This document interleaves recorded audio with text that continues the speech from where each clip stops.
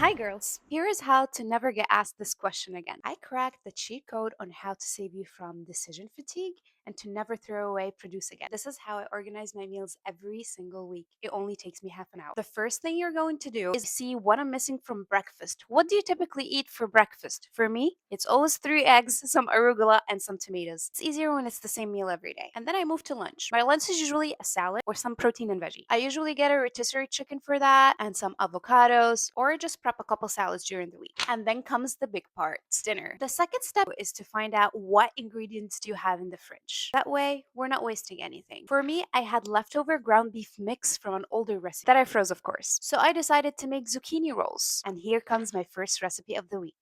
Zucchini rolls. I usually start with any TikToks that me and my husband send to each other, to keep it fun. And then I see what I'm craving this week. And then I ask him what he's craving this week. And one more important thing is I always account for the days that we're eating out or that we're invited out or that we're inviting people in to make sure that I'm not buying produce for these days and we're not actually going to end up cooking. I want to try a Palestinian recipe, for example. I'm not going to tell you what it is because it's a surprise, but that was the inspo for the second meal of the week. My husband was craving his dad's Italian sauce, so I'm going to make pasta and meatballs, and that inspired our third meal of the week. Now, our fourth meal, I usually try to do something easy in the oven, like a one pot bake, because I know that I'm going to have at least one day in the week that I'm not really going to want to cook. So I opt for a simpler recipe so I can stick to it. And since I have some frozen rotisserie chicken leftovers, I think I'm going to do a broccoli chicken bake this week. It's also my birthday this week, so we're gonna eat out. We also have our friends coming over for my birthday on a different day, so we're gonna cater that day. So I know that there are 2 days of the week that I'm not going to be cooking at all. I always make sure I leave one empty day of the week just in case we go out or if we have leftovers, because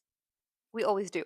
So now I figured out that I'm only going to be cooking 4 days this week. So this method doesn't only organize and save me from the question of what are we having for dinner? It actually organizes my life. Now I know that I have 3 full days this week that I can do my skincare or my hair care or do something that is normally time consuming because I'm not going to be cooking those days. You want to go hard?